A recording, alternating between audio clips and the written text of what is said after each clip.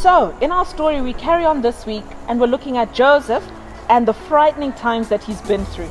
So we'll see in this week, he's been thrown in a pit and sold into slavery. That is very frightening. With us today, we've got Savannah, who's going to share with us some of the interesting things that she has been through. So, Savannah, welcome. What sport do you do and where have you traveled to? Well, I participate in rhythmic gymnastics and I've traveled to Pretoria, Austria and Brazil.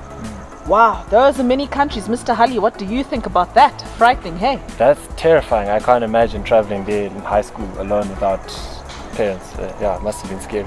So how was it without your parents?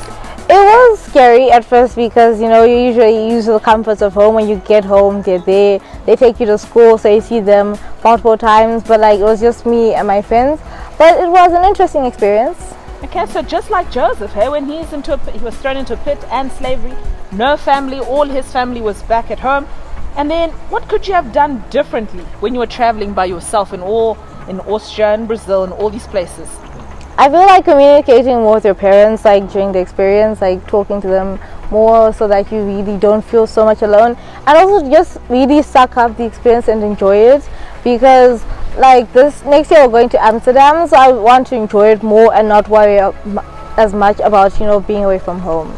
Okay, Mr. Hali, what do you think? Do you think Joseph enjoyed his time in slavery? So I don't think he enjoyed it as much as maybe Savannah would have enjoyed her trips. But I think the lesson there of keeping relationships close, of being able to maintain your relationships with God and with family even when you're going to a distant place is such an important lesson to learn, because in life we're going to go far and wide. We're going to travel to different places. And it's so important to just maintain those relationships with God, with our families, so that wherever we go, we can feel peace and joy, despite how challenging it might be. So that's an interesting one, looking at community, which is why we have Savannah from the high school and we're from the primary school. I'm sure you all know and you can see that. And it's amazing to see how people, I'm sure, have rallied around you to support you. Who are some of the figures, the people that have helped you in your journey in gymnastics? My parents, of course, they've been so supportive, and I thank God for that, because sometimes, you want to continue the sport, but your parents won't be able to drive you, or they won't come watch you participate.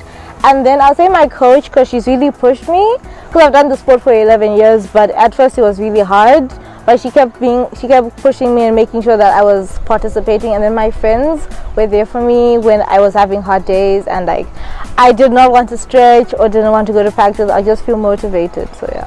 So that's very good. So boys and girls, like always, put it into practice, and communicate, stay in a relationship, not just with your parents, but also with God. And lastly, so like Joseph in the pit, what lesson can others learn from your experience when they're going through frightening times? To just keep pushing at it, because it will get better with time. To also enjoy the moment, because it might be scary, but with time you get used to it and you'll really just find something to like about it. And there's always a silver lining. It's not just hardship. That is very true. And we'll see about Joseph's silver lining in the later episodes. Thank you so much for joining us, Savannah. It's been a pleasure. Thank you for having me. Fantastic.